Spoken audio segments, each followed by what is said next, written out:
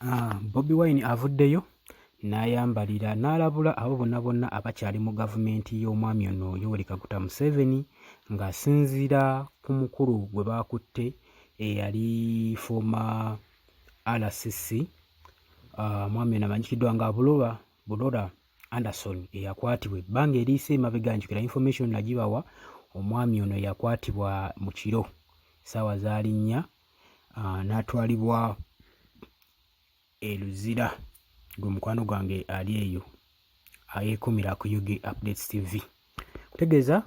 omukulu wa National Unity Platform Bobi Wine Robert Kyagulanyi Ssentamu avuddeyo n'akulitisayizinga n'akkaatiriza ku nsonga eno ayambalidde gavumenti na bonna abo abakyagyesibyemu gwe mukwano gwange yeekumira ku UG Updates TV kutegeeza nti nno okola kyamaanyi nnyo okwekumira ku mayingo ga UG Updates TV nkwaniriza yonna gy'obadde muganda waffe tukwebaza bya nsusso naye leero tubaddemu n'ebirumiralumira ensonga yaki information olabye ng'ejja leeti gwe mukwano gwange ali eyo yeekumira ku UG Updates naye nga tubaagala nnyo buli kadde tuba tubalowoozaako okubanga tukola ekisoboka okubanga tubaleetera information egenda mu maaso mu ggwanga lyammwe Uganda omukwano gwange ali eyo ng'oli eyo wookazana mu bifo byetasobola tutuuka ffe tugenda kuba tutuukayo tugende nga tukuweereza n'ekyoba teweerabira kwe kusubscribinga ku eno channel gwe mukwano gwange ali eyo n'okusharinga gwe eyeekumira ku UG Updates TV sobola okuba nga tuba information njukira nabagamba yenooka channel egenda okuba nga ekola follow up mamuli egebeebawa ekulondeola ensonga ebabulage wa we bituuse gwe mukwano gwange ali eyo olunaku olwaleero omwami amanyikiddwa nga Bobi Wine Robert Kyagulanyi Ssentamu ono nga ye President wa National Unity Platform President w'abantu avuddeyo n'agamba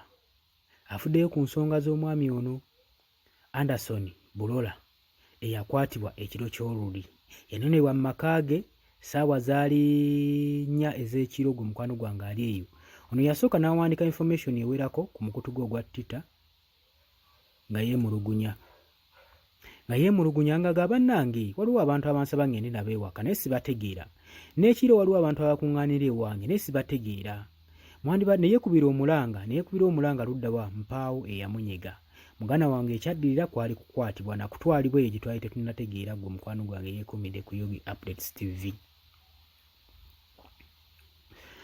muganda wange oluvannyuma lw'okusindika message eyo mu bakulu nga bagamba ye tali safe omuganda wange naye mpaawo yamuddamu kati omubaka Robert Kyagulanyi Ssentamu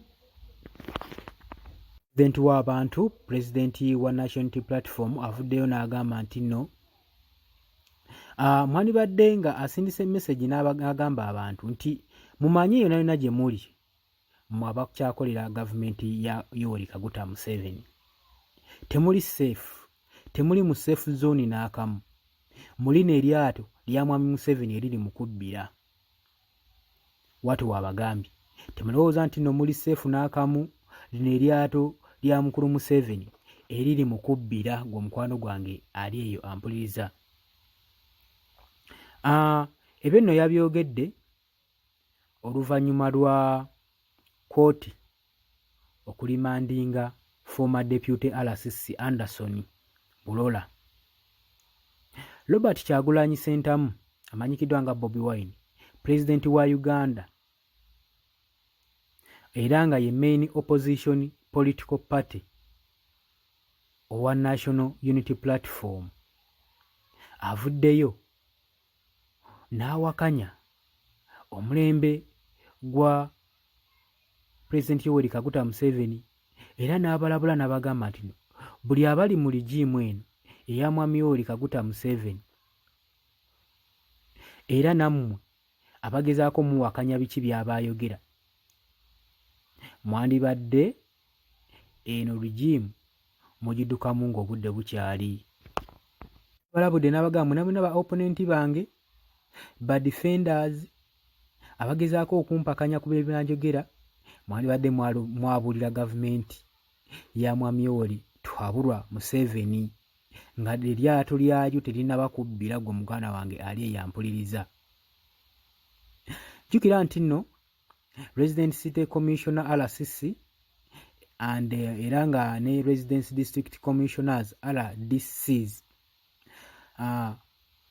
era nga era ono y'omu ye yali deputy assistant nga presentinga president mu area eya jurisdiction era nga mobilizingira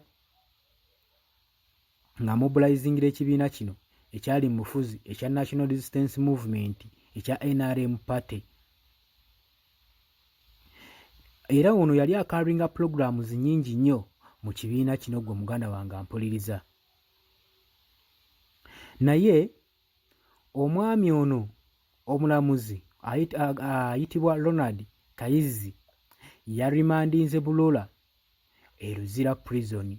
ku charges ez'okubanga akyawa speaker charges ez'okubanga ayogerera speaker amafuukuule mbw'amogedde information etali contrary ng'akozesa computer nga kitegeeza nti nno muno act gye bamutaddeko ey'okubanga aminsi using computer. Muganda wange kuno nno bagamba kwe yasinziira okubanga asendinga information emyaka gyonna egiyise ng'ajja asindika information nga eri against Speaker Anita Amongo ssaako ne gavumenti ya Uganda. Kati neero ensonga eyo ey'okuminsi using a computer act nga basinzira mu kawaayiro ako bamusalidde emyaka 7 ng'ali mu kkomera oba etasukka 750 currency omukwano gwange oba kisoboka byonna ng'omukwano gwange ali eyo ampuliriza ku misango egy'okubanga bagamba nti nno ayogera speech ez'obukyayi ayogera ebigambo eby'obukyayi navvoola mbu yavvoola n'ayogera ebigambo eby'obukambwe eby'obukyayi ng'ennaku z'omwezi mu Maachi ne mu June 2024 mu kitundu ekyo Kampala District. Baga Bulola mbu yakozesa kompyuta ye n'asharinga information eyali egezaako okupromotinga obukyayi eri Speaker wa Uganda Anita Amongo, Speaker wa Parliament Anita Amongo. Bagamba nti Anderson ono yasharinga information eno mu bantu bangi ng'akozesa omukutu gwe ogwa Twitter gwe mukwano gwange ali eyo ampuliriza. Muganda wange kooti tewadde details nnyo otuwa statement ddala eyabadde evvuula era promoting obukyayi ku Speaker wa Uganda Anita Amongo.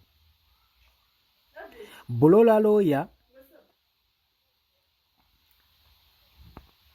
yalebelinze charges sheets gwe muganda wange ampuliriza.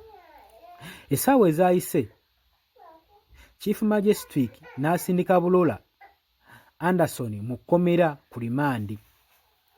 Bobi Wine kyaba avuddeyo n'ayogera n'agamba nti nno teri kyetuyinza kukkiriza nti Bulola ali mu mitawaana. Tetuyinza nakikkiriza nti nno Bulola ono ali mu mitawaana olw'okubanga yayogeredde Speaker Anita Amongo ali corrupted omuli w'enguzi. N'agamba nti nno era egyo emisango gye bamukyaginze gyabwewussa. Bagamba gyabwewussa. Bobi Wine ayongera n'akkaatiriza n'agamba egy'emisango gyabwewussa era n'ayongera okukubiriza abantu bonna batuuze bonna Wine avuddeyo n'agamba nti nno mukuŋŋaanye nnyo bannammwe musobole okuba nga mwogera ebigambo byammwe bibaluma baleme bakomako maze n'obbakubako kubanga Buloba yali tasobola kusibwa olw'okwogera Speaker Anita Amongo wate wagambye era ayongera n'okukoowoola abantu mwenna era nga Buloba agamba ati no teyeewuunya era tayinza na kujjukira ngeri ki omwami ono Bulola Anderson we yali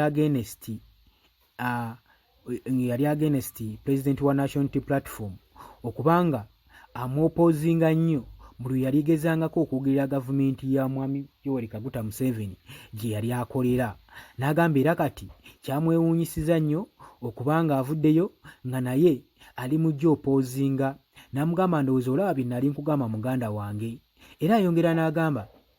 mmwe abakyasigala nga muweereza omulembe gwa Yoweri Kaguta Museveni mu gavumenti ye, kino mukiyige,